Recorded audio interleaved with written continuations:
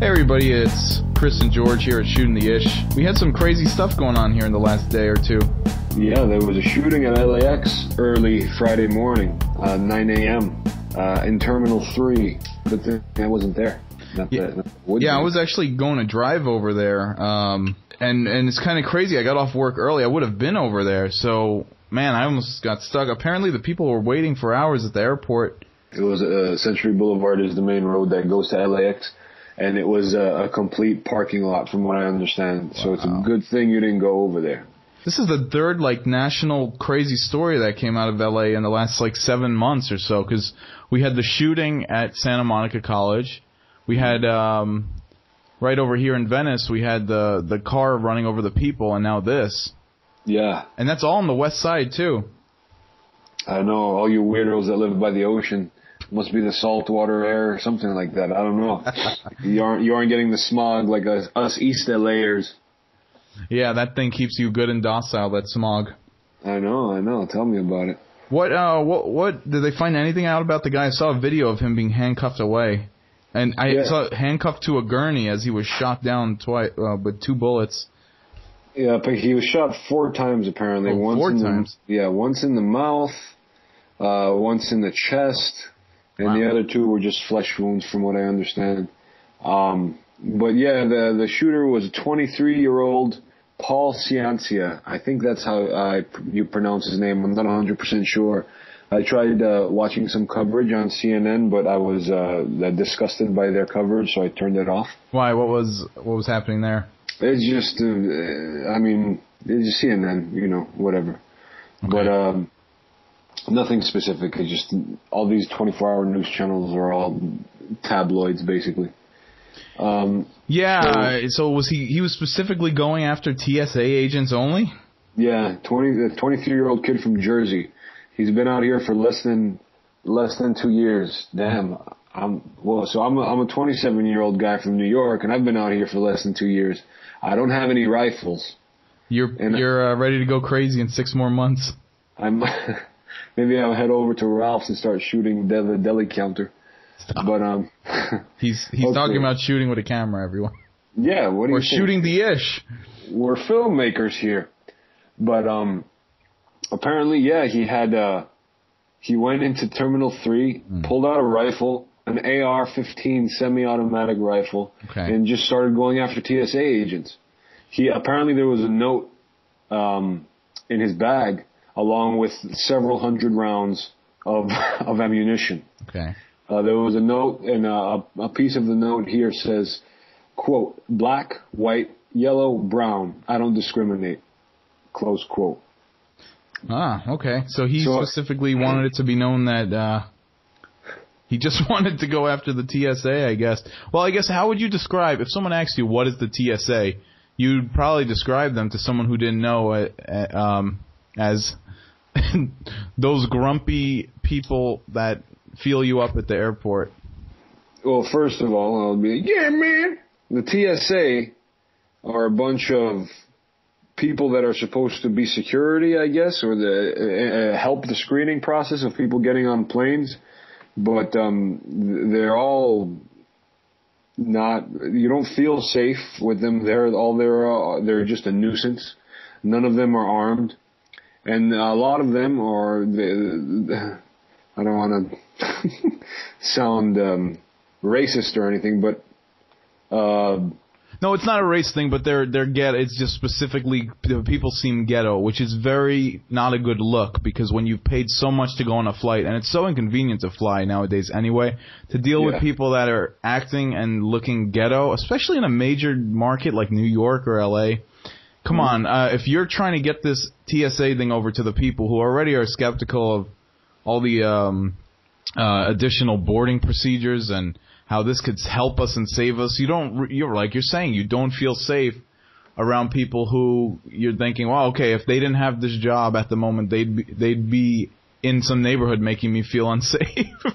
Yeah. And it's all how you act. It's how you act, and there's a lot of grimy situations. And now, look, these guys are given even the littlest amount of power, and they certainly do.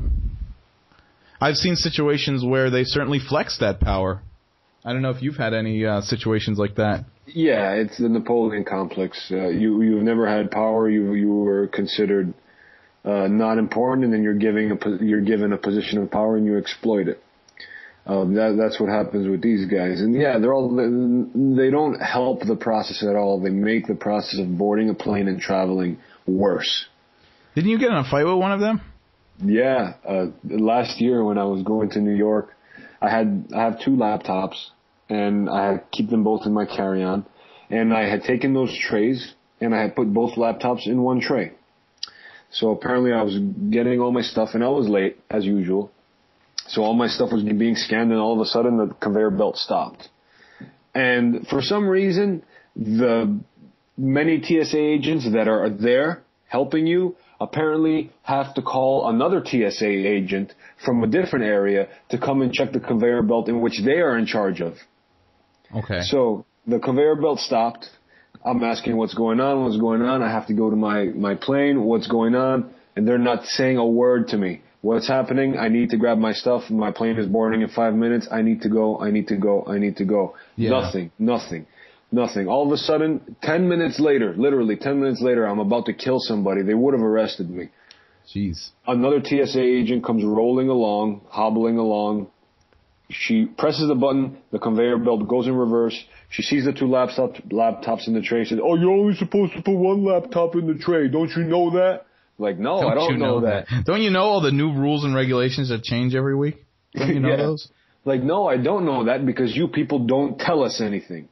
So how the hell am I supposed to know what to do other than take off my shoes, my belt, and maybe my fucking pants for you people? And I didn't know that I had to put 2 laptops in 2 separate trays. You could have saved everybody here a lot of time if you just told people that. Like, oh, you got an attitude. I'm like, well, guess who's going to pay for my fucking ticket if I don't make my plane? Well, I'm not in charge of that. Well, I'm going to make you. That's pretty funny. You were told by a TSA agent you've got an attitude. Yeah. The TSA is like a cross between the Department of Motor Vehicles and those commercials you see on Jerry Springer, like, do you want a new career as an IT professional? Yeah. Speaking of IT professionals, apparently this kid, Paul Ciancia, 23 years old from Jersey, had gone to technical school for to be a bike mechanic. Okay. And he came out to LA to find work, and he couldn't find work apparently.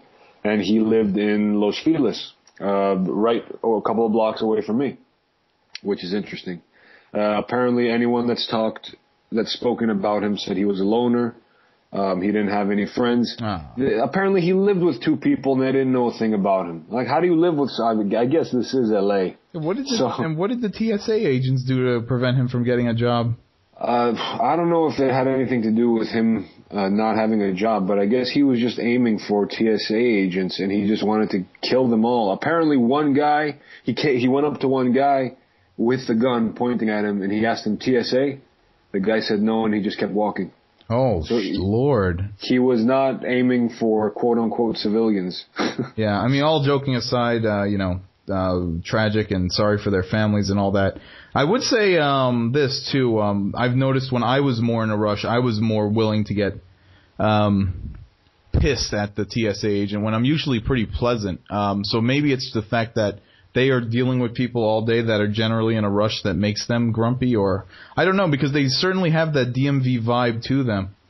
Yeah, it's all people that want to get in and out fast, and they don't make the experience pleasant, but at the same time, if you look at the other side of the coin, they're dealing with people that are always in a rush, and I guess you're not going to have, a smile on your face all day, and I'm sure they're unionized and they can't get fired either, which doesn't help the cause. I did see one that was especially comical. I think it might have been in LA. This guy had a larger upper body than a lower body in terms of length, and then on top of that, he was extremely fat. He looked like one of those big round guys from Alice in Wonderland, and that wears the little beanie cap. And he had that gigantic blue shirt, the little black pants, and his body shape was completely round. So, the TSA in a lot of ways is laughable, because, they have similar things in Europe, and the people don't look like that and don't necessarily act like that. No, they look professional. They act strict. They look professional. They're generally well kept. They're in decent or average shape. Yeah, they're all a bunch of yos. No offense. No offense to the yos, but yeah, I don't know what would come of this now, or would the it's a hard line to toe, because on one hand you're thinking, oh my gosh, now you're going to be security at the frickin' beginning mouth of the driveway to the airport. On the other hand, the TSA might look at this and say, people are clearly pissed at the TSA and how it represents itself, and maybe we should tighten up the ship. I don't know. Well, they're just regular below average people, I'd say. They're below average people working for the TSA more often than not. And in order to increase security outside of the airport, how can that be possible? There's millions of people in, Los Angeles, I think, is the third biggest airport in the United States. What is it? JFK, O'Hare in Chicago, and maybe LAX. Those are the top three, I would assume. Yeah, I think Houston or Dallas has a big one. I know there's a big one in Colorado. Boston's pretty big, but yeah, I guess what you're saying is New York, LA. And Chicago, I think, are the biggest ones. Yeah, biggest. I know New York and LA are. But there are millions of people stopping and going outside of the airport every day. How can you possibly enforce anything? How can you possibly enforce anything? And now I'm sure the gun fanatics are going to say, ban guns, ban guns. That's not going to change anything. Hey, if everyone had a gun on them, that fool would not have made it as far as he did. I agree with you, because those people that would have guns would probably supposedly would know how to use them. And then you'd have one man killed at the airport, 100 hurt in the crossfire. Yeah, exactly. But 9 times out of 10, the people that are going to do these things don't obtain their firearms legally. So making guns illegal is not going to change a damn thing as far as averting these catastrophes. Yeah, that's true. And a lot of these guns get smuggled from place to place. Yeah. I don't know what can possibly be done. Oh, and also they found, along with that note, they found other information that was referencing the New World Order and all these conspiracy theories. Yeah, the internet's a powerful thing these days, and I'm not saying none of this stuff exists or doesn't exist, but man, I guess someone, I don't know what to say. Well, he was obviously a disturbed. He was a disturbed individual, obviously, and yeah, everyone. I'm sure whoever has access to the internet, which is everybody these days, unless you live in Nebraska, you're familiar with Zeitgeist, the movie, and all these New World Order conspiracies, and I'm sure there's truth to some of it. But at the same time, what can you possibly do? How can you get yourself so worked up over the possibility of a unified world government that's going to control everyone? Because how far away from that are we now? I mean, it's not like it would change anything for us. Yeah, I guess the classes would be divided ever so greatly, even more so than they were before. There would be a bigger gap between high class and low class, and the middle class will soon be eradicated. But there's nothing that's happening now without any supposed quote unquote new world order being in place, as far as what we know of, because there could be, but how the hell are we going to know? But to your point, in what you say, what are we going to do about it? Well, I guess if this person believed that was true, I guess that's what they did about it. Yeah, but look. That's interesting, though, that they would report. I mean, if it's such a cover-up, why would they report that was in his bag? Yeah, I mean, I'm sure it's not something along those lines of a cover-up. Most people are familiar about it, but it's a conspiracy theory, just like everything else.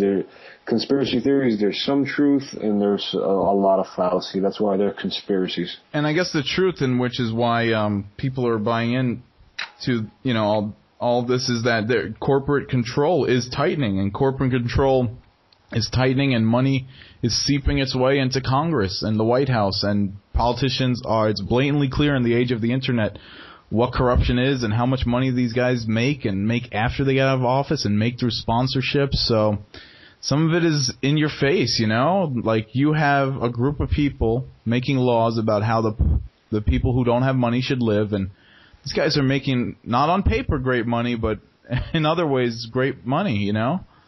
Oh, yeah. Backdoor money. Now, what I mean to say is what they're getting paid through Congress is pennies compared to what they get in, like, sponsorships and lobbyists and all this stuff, you know? I mean, think about it. The President of the United States makes, what, $200, $250 a year? Something like that. It's been that way for years. I mean, yeah, you'll have a great living if you're single. If you have a family making $200 a year, obviously you will have a very good living as well. But that's not all these guys make.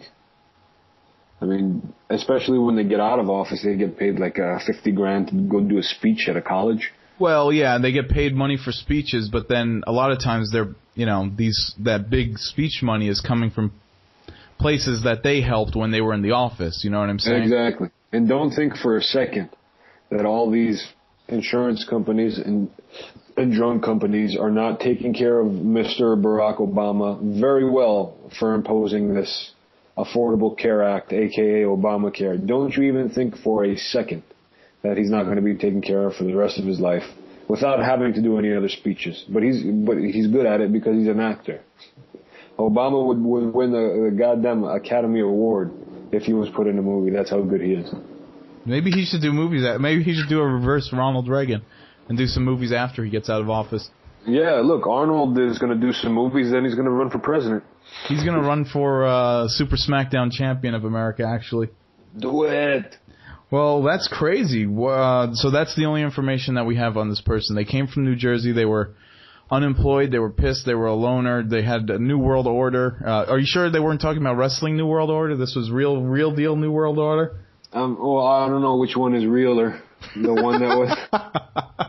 Which one has more reality-based, the New World Order from wrestling back in WCW days, or the New World Order convincing everyone of a superpower government? I think once Hulk Hogan dies, the New World Order will fade and everything will go back to normal.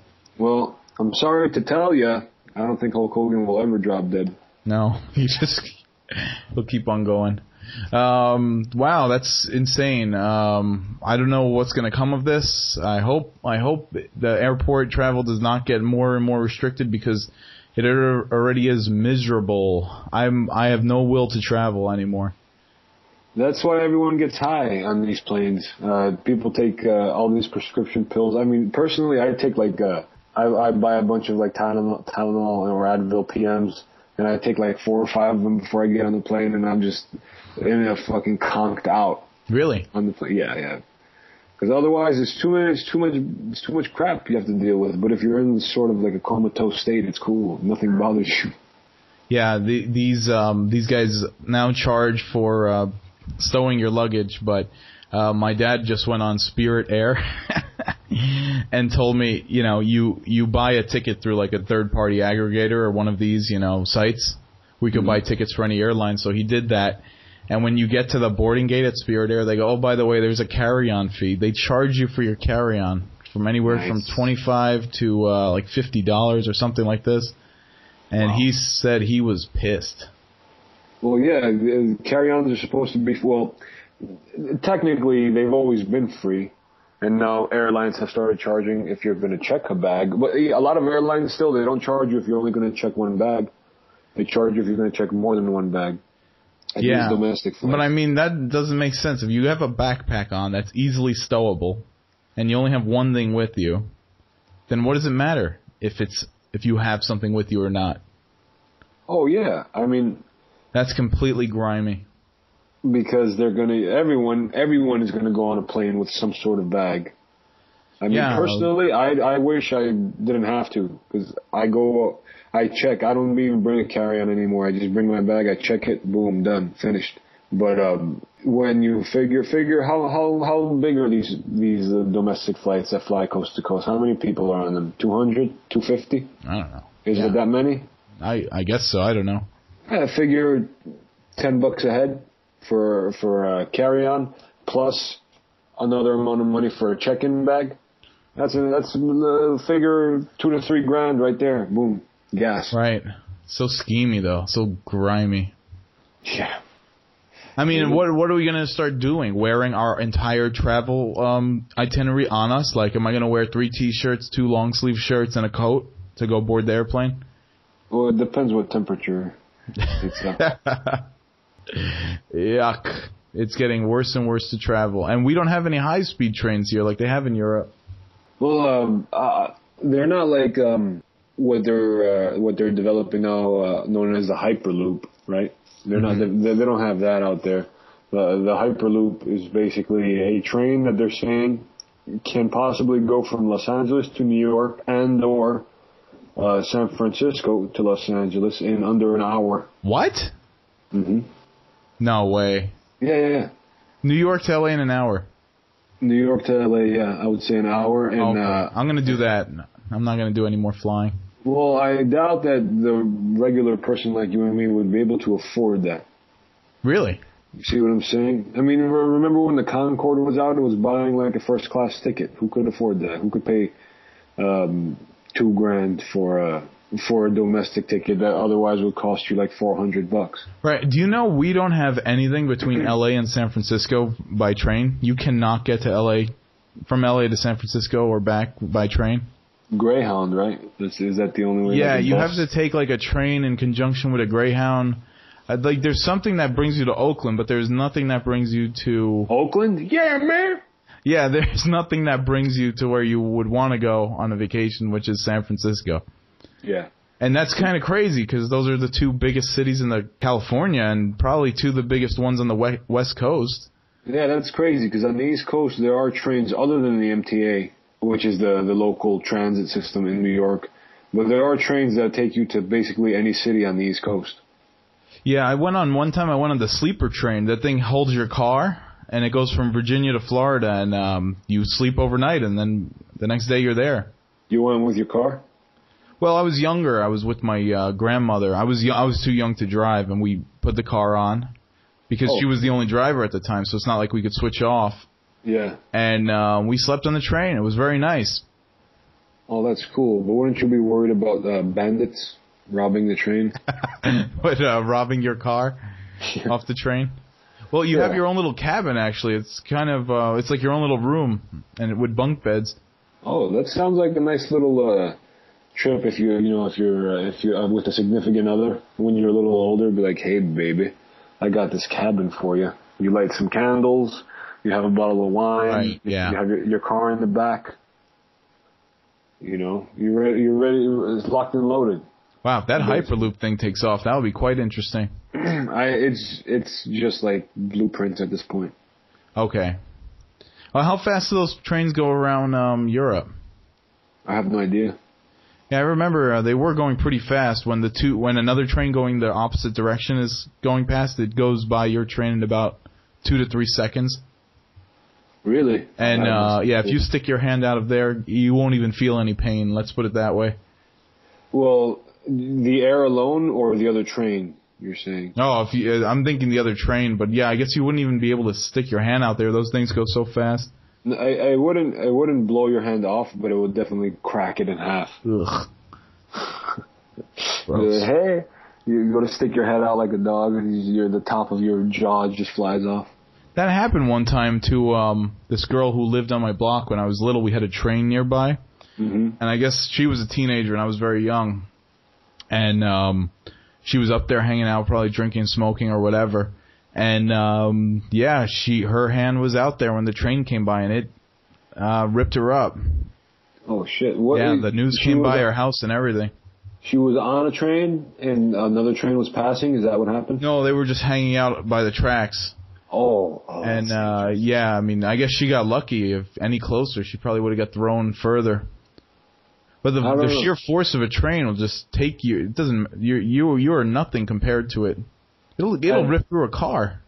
Would you? Yeah, of course. Now, let's say that happened to you, right? Would you rather?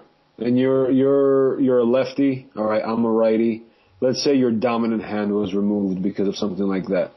Okay. Would you have rather the train smashed you in the head and ended things, or go through life with missing a complete arm, your dominant arm? No, I would just pretend I was like in the Marines and get some action from the local ladies. Yeah. USMC. I serve, baby. Hoorah. Who's gonna call me out on that? Yeah. People that know you, for one. No, screw them.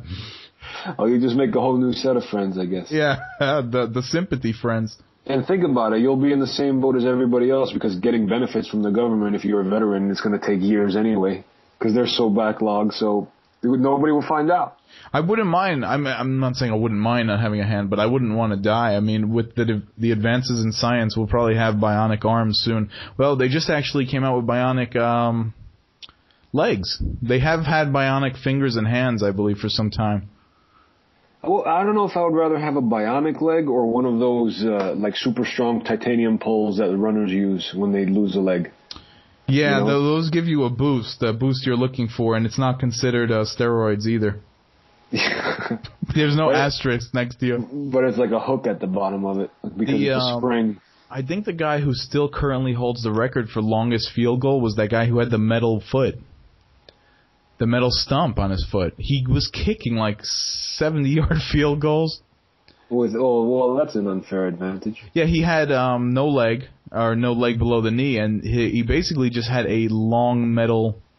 I don't even know if it was shaped like a foot. It might have just been a rod that they put a shoe on. It might, yeah, or it might have been like you know, at shoe stores when they have like the mannequins and the pants on the mannequins.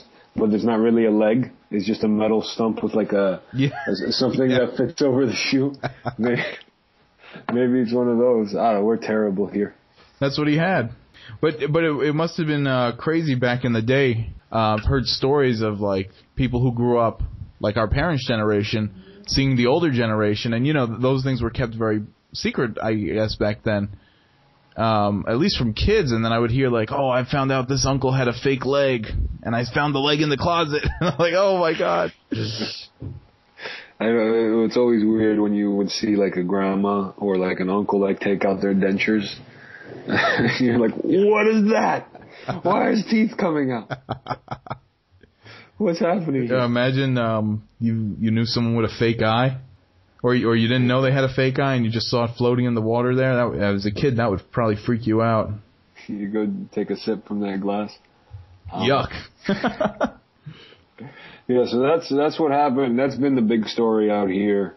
It's been a big story, I guess, but you know, it's weird. Something like this is not that talked about or it's not made as big of a deal as it would be like in New York or another part of the country for some reason. It feels that way. Also maybe because not that many people were killed, so right. Maybe the severity of it, and it's also just a TSA agent, you know? Oh, terrible. So terrible. Well, everybody hates TSA, so they're gonna fondle you more next time you go to the airport for all you've said. Ooh, that is disrespectful. Well, for all those listening, George will not really kill a TSA agent.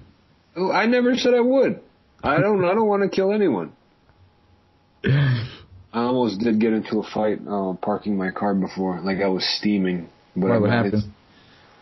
Apparently, I saw a parking spot in the middle of the block. So, like an aggressive driver that I am, I pulled a U-turn in the middle of the block, because nobody was coming, and I proceeded to begin reversing into the spot. All of a sudden, somebody comes up speeding behind me and goes to pull into the spot. Oh, they gave you the Costanza. Yeah, so I threw it at the park and I flung my door wide open. I said, what the fuck are you doing?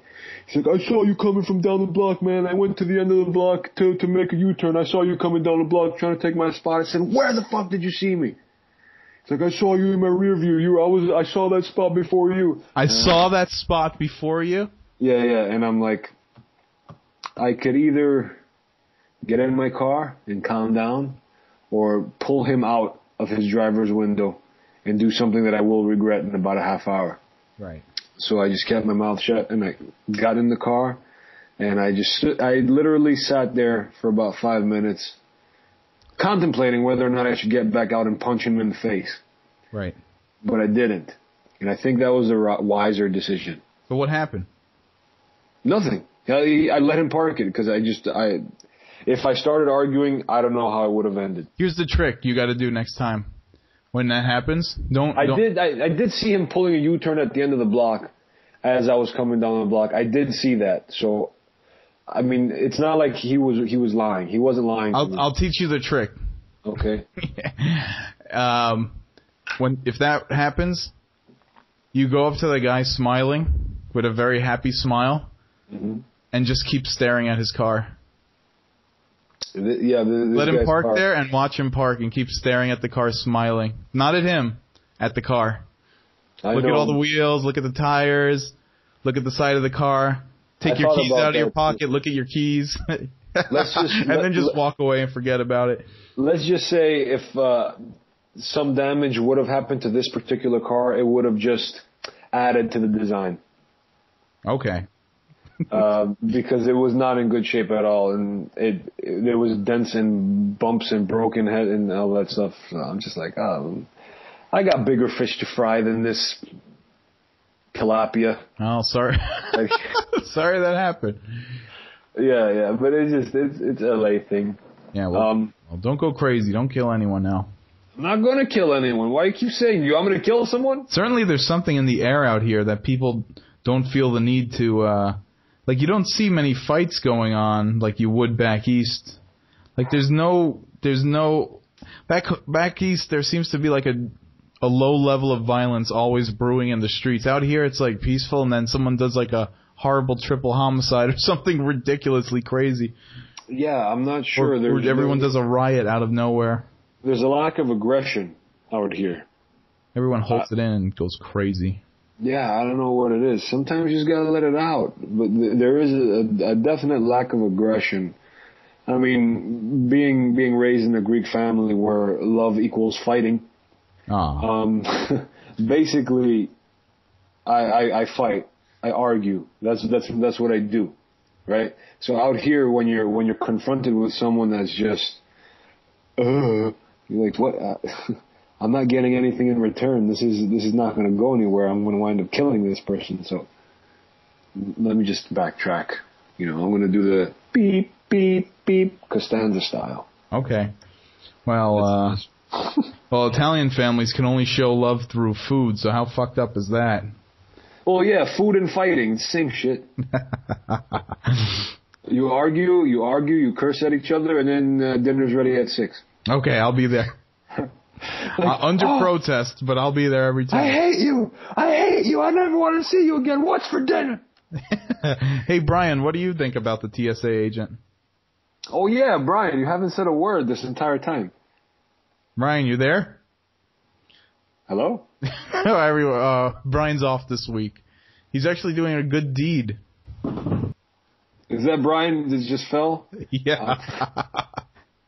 He's actually helping someone move. Very nice of Brian. I'm suspicious of that, or so he says. That's the cover story. Well, hopefully he did not get shot at the airport. That would be funny if he came to visit us, a surprise visit, and he's the one that got killed.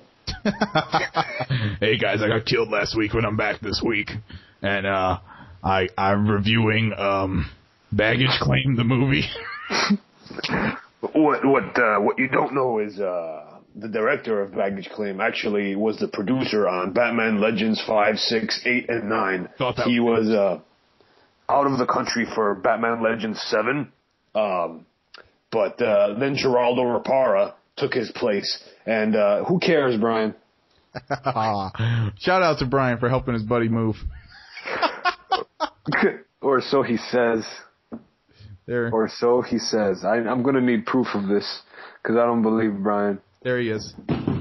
Here, moving some more. Is he? Is he tied up in your basement? No, that's him moving the boxes. Well, here's an interesting thing. Some New York news, I guess. New York is, I don't know if it's been passed, but they're going to raise the age for buying tobacco to 21. Really? Yeah. Interesting. Wow, that'll certainly keep people who are on the borderline and who look kind of young but could pass completely out of the store. And that would keep people who are 18, 19, and 20 from buying tobacco for those who are 15, 16, and 14. That's true. That is true. Because now, what 21-year-old's hanging out with a 14? Maybe in Long Island, but not in New York City. Yeah, Long Island. There's different rules out there. But I don't... It's good for health reasons, but at the same time, come on, man. I mean, alcohol is 21. I get it. Alcohol is a very dangerous thing, like immediate danger. Like you could have 5 beers, and if you're a lightweight or whatever, or have a couple of scotches, get behind the wheel of a car and kill someone immediately. Yeah, I don't know. I say fuck it. Put the alcohol age at 18. Put the driving age at 21. That's not Because look, if you're 18 years old, you could go to Iraq and die, Afghanistan or wherever they are now, and die for the country. You might as well get drunk if you want to. But in terms of driving, it seems to be driving and drinking is the big problem. Yeah. Then again, if you didn't do it till you were 21, your brain is already fully formed before you even started driving, so it's kind of like... No, that's no good. Like, you gotta... We learned to drive at 16. You know, that's 5 years. I guess so. So that's not a good thing. I mean, keep the alcohol at 21. It's a dangerous thing. That's cool. People, I guess, will learn. I guess you become a little bit of an adult at 21. Not much, because I was stupid at 18, 19, 20, 21, 22, 23... 24, 25, 26, 27. I will probably be stupid for the next 10 years. Next 20. Why not next 20? Well, fuck it. Yeah, I'll be a moron for the next 20 years. That's cool. But the difference is between, let's say, America and Europe. America. In Europe, there really is no drinking age. Right, I mean, you just get handed it by your uncle or grandmother or something. Exactly. But, I mean, you can't, a 10-year-old can't go into a bar and start drinking. I don't think, like, they just won't get served. But there technically is no, like, drinking age. And I've been drinking, going to Europe, going to Greece in the summertime since I was 12, like, drinking, going out to clubs, drinking. Right. So when I hit 21, it wasn't a big deal. Like, okay, I can legally buy it now, right, but it's not a big deal. Here, you can't drink until you're 21, and of course you can sneak it and all that stuff. But when you turn 21, a lot of people just they don't know what to do when they lose it, and they just start drinking like animals because it's legal. Maybe American repression is part of the problem. Some of these people come from wholesome backgrounds. They come out to a big city, start getting wasted, don't know how to handle it. We're not experienced beforehand and don't know what to do. And now they're in a big city with a lot of real dangers. Dun, dun, dun. Tonight on 2020, real dangers in the big city. Don't find out what can kill you just by stepping out your front door. Hint, it's the sprinkler. Tonight at 10. Think twice before you open that can of beans. Find out why. Tonight at 10. Beans. Oh, check this out. Now did they raise or lower the cocaine age yet? I think you can pretty much get that at any age. Okay. Yeah. In Germany, this is a weird story I heard yesterday. In Germany, you do not have to claim male or female on the birth certificate until you're sure which it's going to be. Oh, come on, man. Oh, wait a minute. If the newborn child is displaying characteristics of both sexes, now I don't know how a baby would display sexual characteristics, but you can hold off on claiming male or female. You don't have to claim male or female on a birth certificate, because that, I guess, violates some right. But if you don't know how it's going to turn out, you could leave it blank until they figure it out or till some gender surgery is done. Why you would do that on an infant, I'm not sure. Oh, wow. That's... I could understand how this would be done for hermaphrodite, someone who was born a hermaphrodite. I'm not sure how far this law extends, if this goes to freaky parents or what, who just say, fuck it, we wanted a girl. Oh, Jesus. That kind of made me a little nauseous, to be honest with you. I'm sorry about that. It's okay. I just had some spaghetti. I'll be all right.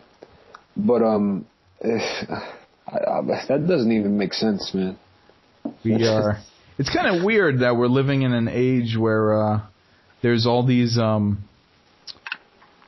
let's call them progressive social things going on, which would be an indication that economics are stable, we're moving forward as a species or whatever, but at the same time you do have a lot of war and pestilence and poverty in the world, and I don't know, it's just a weird thing. It struck me as such a weird thing when I heard it, and of course I have to look more into it, or I don't really want to, but yeah, I mean, that also brings in the subject of, I know we've discussed this not on the air, but lumping transgender and gay into the same group. Yeah, I've talked to a couple of gay people about that actually too. Some of them feel not as friendly as the LBGT stickers would make you believe that they all feel. Because I guess being gay is pretty much a natural thing. I mean, you could you go to the dog park and watch two dogs that are the same sex hump each other. But in terms of mutilating yourself and then taking hormones to where the only way that your body will keep up the physical appearance is if you keep pumping hormones into yourself, I don't know if that's the same thing. And I'm really not offended by anyone who does it. I just don't know if it's lumped in the same category. I don't know if that's truly gay. I don't know if that could be grouped together as gay. I think it might be something completely different. It is. I agree with you. It is lumped together as being gay, but it also is something completely different. I mean, yeah, being gay is natural. You know, some people like the opposite sex. Some people like the same sex. That's as far as that goes. But like being a man and feeling on the inside that you should be a woman, that's not exactly physiological. That's some very, very intense and large emotional situations there. Yeah, I mean, I would even venture to say, and nothing against, I guess, the people who feel that way, but I would venture to say that, you know, the whole plight of gay, I'm talking gay lesbian people who are attracted to the same sex, has been at times looked at as not a joke, but maybe not as serious, or maybe a joke, as they are lumped together with transgender people. I think that the efforts of the gay community may have been thwarted in terms of obtaining rights because they were lumped together with transgender from the start, when, to me, it is not exactly the same thing. And I don't know if to all gay people that is the same thing. And I don't know if to all transgender people that's the same thing. I guess everyone has their own issue, and then you lump all these cases together under one banner, you know? Yeah, it's interesting. A friend of mine had a friend who was transgender, right? Mm-hmm. And that friend specifically always referred to the transgender friend as a female, always, right? Okay. It was a male that wanted to be a female, basically, right? Mm-hmm. So I always heard about this person. And one day I finally met that person. My friend told me, okay, I'm bringing so and so over here. You know, let's grab coffee or whatever. When they came to meet, the friend that was transgender was dressed as a dude, like completely as a dude. So I'm sitting there and I'm like, who is this? You know? So they wanted you to refer to this person as she, even though they were representing themselves as he. I don't know exactly what they wanted. I always heard that this person is a female, right? That used to be a male, but is now a female. Okay, cool, whatever. All right. But then when you come and present yourself as a male to someone that you've never seen before, what message is that sending? You know, do you want to be a male or do you want to be a female? Do you know what I'm saying? I'm sure there's a lot of that happening. Right. You know, I was kind of making the inference that before that these might be first world problems, but from what I've heard, this is all over the world. There's like poor countries where, you know, you have these transgender Filipino hookers and stuff like that. And I know. I think I served a few of them today. Oh, you did? Okay. I guess those are right here in Los Angeles. Oh, there's a lot in Los Angeles.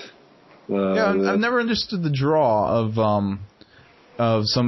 like the imagery or the quote unquote erotic imagery of a girl with big boobs with a dick. Like what is that all about? I'm not sure. Cause what's that about? Like I've never been into that, or I've never. No, I know. Well, like back in the day when we used to use dial-up, you know, there was 28.8 kilobytes per second, you know, and then 56K and all that. Yeah. And we would look at images and whatnot.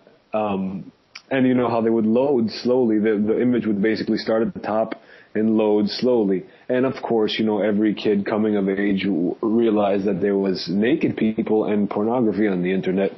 We obviously, including myself, became very interested and started looking at all these pictures. And once in a while, you would load up a picture, and it would start at the top, and you would see it would start loading at the bottom, at the top, and then just progressively load and load and load. You see like blonde hair, and then you see like eyelashes, and you see like nice lips, and then it goes further down, and you see boobs, and you're like, oh man, she's nice, and then it goes and loads and loads and loads, and then when it loads to the bottom, there's a dick. Maybe dial-up internet tricked people into being into both men and women at the same time. I don't know. I've been fooled by that before, by those image loaders of the 28.8 modem. Before that was 14.4. Remember that? No, I don't. Thank God. That was hard to deal with. But yeah, I guess there is. It would be interesting to have someone in who is attracted to she-males and talk about what the attraction is. Specifically, people who have big boobs and a penis. And more often than not, they're fake boobs. Oh, yeah. They're implants, yeah. I mean, a guy with boobs is going to look like side boob. He's not going to have the front boob. They're wider. They're more wide. Wide boobs. They're very girthy. Those are for sumo wrestling. Throw those things around, get some leverage in the sumo mat. Oh man. Well, there's a movie coming out called The Dallas Buyers Club. It's starring Matthew McConaughey, Jared Leto, and Jennifer Garner. Mm-hmm. And this is the first movie that Jared Leto and Jennifer Garner have been in the last several years. Jared Leto because he has his band 30 Seconds to Mars, and he's been busy with that. And Jennifer Garner apparently had another kid with Ben Affleck. So they both have taken time off. And apparently this movie was... Matthew McConaughey is behind making this movie, and he's been trying to get it made for years and just wasn't able to, so he finally did it, and he was given a budget of $8 million to shoot in 40 days. And they finished it in apparently 25 days. Yeah. And they used $4.5 million of it. And apparently, there was all natural lighting. There was no grip. There was no electronic crew, and it was all just shooting, basically, almost guerrilla style, almost. Right. And it looks really, really good. I saw the trailer for it. But the story is, Matthew McConaughey plays this like 80s, it takes place in the 80s, and he plays this Texas like oil tycoon guy, and he's diagnosed with AIDS, HIV. Mm. And that's when it first started coming about. So basically back then, when you were diagnosed with it, it was more or less a death sentence. Oh, this is the AIDS movie. Yeah. What's it called again? Dallas Buyers Club. Okay. Yeah. So he gets diagnosed with it, and the doctor basically tells him, you have AIDS, you have 30 days to live. Good luck. Yeah. So he becomes friends with a transgender person played by Jared Leto.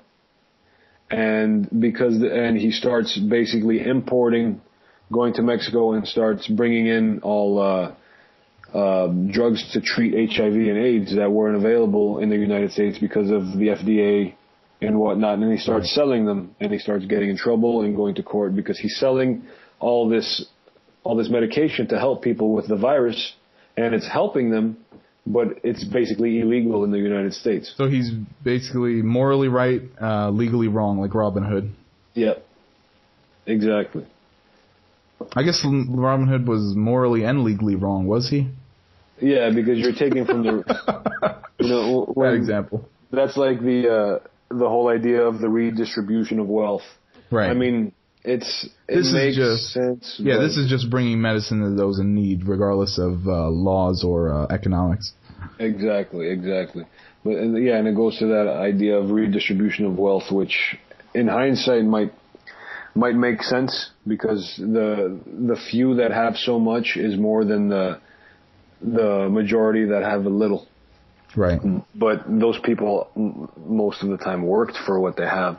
A lot of people haven't, but at one point someone in their family did worked for what they had. Well, we're talking about mega rich people who were rich from their great grandfather, I guess. Yeah, that's true. But at some point they worked for it too. Yeah, even if they had to just kiss up to their parents. No, well, their ancestors worked for it.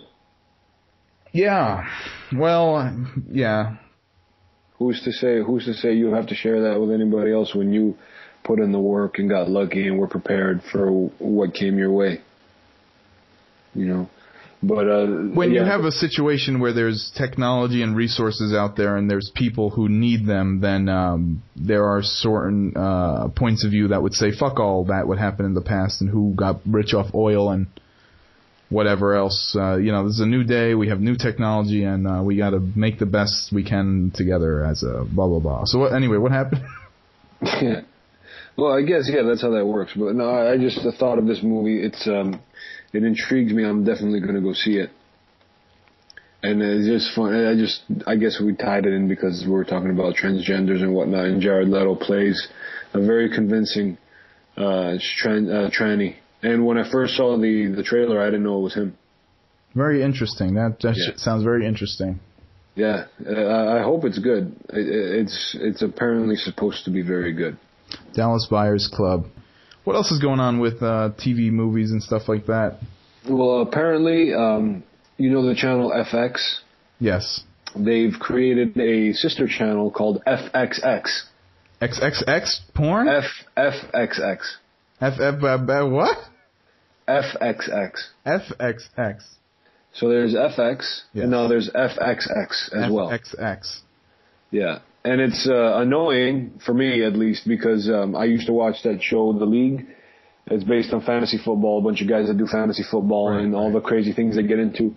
Now, that show was moved from FX to FXX. And apparently, if you get FX, you don't just get FXX. Yeah. You have to pay extra for it. This conversation is comical. Yeah. Okay. You have to pay extra for that channel now. That's just, you have to call your cable provider and just say, I want FXX. Yeah, and it's not going to be for free. Oh, my God. If you don't get it. Right. Which sucks. But anyway, apparently they've signed a deal with Sacha Baron Cohen. Yeah. I don't know, to bring his famed character, Ali G, back. Wow. In a project called Ali G, Resurrection with a Z. This would be the third incarnation of the Ali G show. Because they had the British show, they had the American show, and now this would be the third one. Yeah, and they also did that movie. The movie was, before Borat, they had the Ali G movie. It wasn't like Borat or Bruno though. It was actually a story, and it wasn't that good of a movie. It had some funny moments. No, and it was back when he was in Britain. That's true. It probably would have been better if it was along the lines of Borat with that crazy. Maybe if this takes off, which. It might be hard to take off because this is such a specific channel that only some people will view. Kind of an interesting move. I guess we figured that at some point these AMCs and people producing this good, dark content would become premium channels. But this is a new channel, and I don't really know where it's going to go. I mean, Netflix, obviously you pay one fee and you get everything under the Netflix umbrella. I know, but you know what? I've been looking at a lot of Netflix lately, and there's a lot of garbage on there. If you want to go see Toxic Avenger, it's on Netflix. Yeah, exactly. Oh, it's funny that you mentioned that with AMC and whatnot. Apparently, they were shooting Mad Men at LAX when the shooting happened, and they had to stop production. Wait. It wasn't in that terminal, but they were shooting Mad Men, and actually they all had to hide and get somewhere safe. Wow. When the shooting happened. Interesting. Yeah, it's pretty crazy. So FXX is what's the theme of the channel? It's just comedy or something, right? I don't even know. Oh, who knows? Yeah, like, maybe they'll do stand-up specials and all that stuff on there. It might be a more extreme version of FX. That's a weird move. I don't, with this day and age, to pay for a new channel. Well, I guess some people do it if they like what content, but they're gonna have to invest. It's a gamble, I guess. That's kind of strikes me as strange. Yeah. I mean, you would think that they would just include that into the package, but right. Is enough people even watching FX to? Well, I guess they have some shows like that show Wilfred with Elijah Wood, where his best friend is a dog. Right. But the dog is really a full-grown man in a dog suit. Right. That's apparently very good. I've seen a few episodes of it. It's okay. I don't love it. A lot of people do. They have that show, The League, which both have been on for like 5-6 years already. Wow. At this point. But that's weird because I had FX record. I had The League recording on FX, right? And when it switched channels, it started recording on FXX on my DVR. Right. But now that I don't get FXX, The League still records. And when I try to play it, it tells me that I don't have this channel. Wow. So are you gonna buy FXX? Of course not. Yeah, what is it, like $1 a month or something? I have no idea what they would charge, nor do I care because I'm not gonna pay for another channel. Wow. Yeah, you gotta. The reason I think it's weird is like, is this really a new school way to lure people in, like what Netflix is doing, or is this just another outdated cable model that they're trying to squeeze the last dollar out of you, sort of thing? I don't know, man. Like, is this the dying grasp of the cable company, or is this like a progressive new way to do things? I don't know. Well, they're far from dying. They're still making tons of money. The cable's never going to really die out.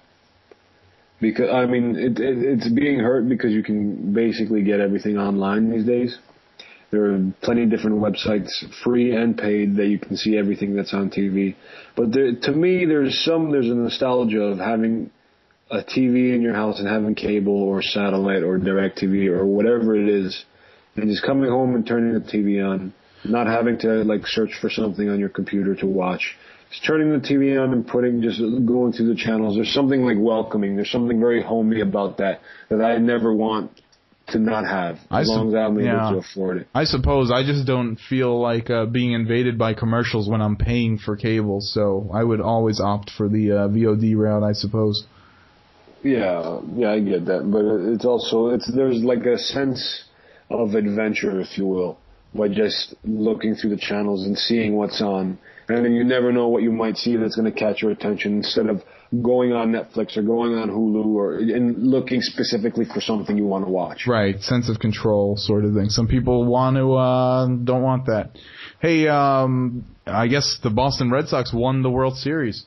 They won the Boston Red Sox won the 2013 World Series.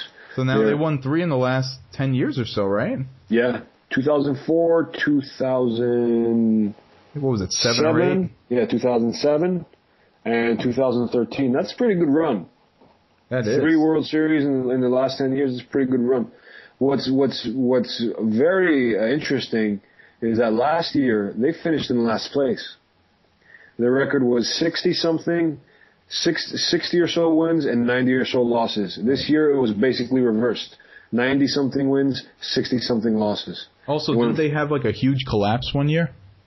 Yeah, that was the year before. Basically, they were in first place the entire time, and they had purchased all these star players and just completely collapsed and had one of the worst collapses in Major League history. Wow. They had a Mets-style collapse. Don't even get me started.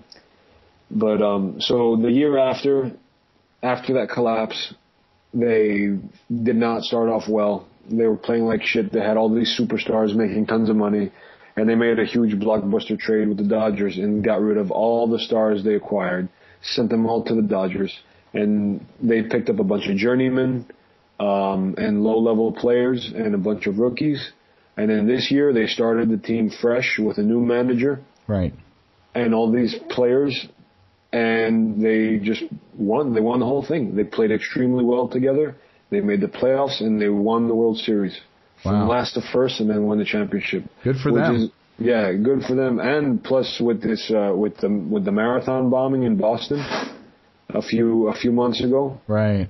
It's good to see a town come back from something like that. Even though sports might seem minuscule in the grand scheme of things, someone blew up a bunch of people at the Boston Marathon, and that will never be fixed. But when you bring the town together and the World Series is won, and especially with a town like Boston, who's very sports centric, the Red Sox are number one in their hearts. It's good. It's a good thing that they won, and I'm glad they won it. Well, I did hear some goofy stories. They were doing some stupid, LA rioting afterwards. I heard flipping over cars and whatnot. Yeah, somebody's car got flipped. You see what happens. Very intelligent moves going on. Well, I don't understand why you want to destroy things if you're happy. I understand if they lost. Yeah, destroy things if you're pissed. You know what it is? Well, you have a reason. Let's say you're very angry. Well, unfortunately, some people are just looking for any excuse to do that. Yeah, even if they lost the World Series, cars would have gotten flipped. No matter what happens, we're flipping cars tonight. We're going to flip wicked cars. I was flipping burgers, now I'm flipping cars. Flip, flippity flip. All right, everybody. Thanks for listening to Shooting the Ish. This is Chris and George. Thank you, everyone, for listening. Chris, you've been an excellent host. And Brian, thank you for moving that person's luggage or whatever you're doing. Yeah, Brian. It was good to hear from you as always. There he goes. Your opinions have been spot on, and your What was that, Brian? Oh, right. I forgot about that. All right, buddy. Thank you, and we'll talk to you next time. Take it easy.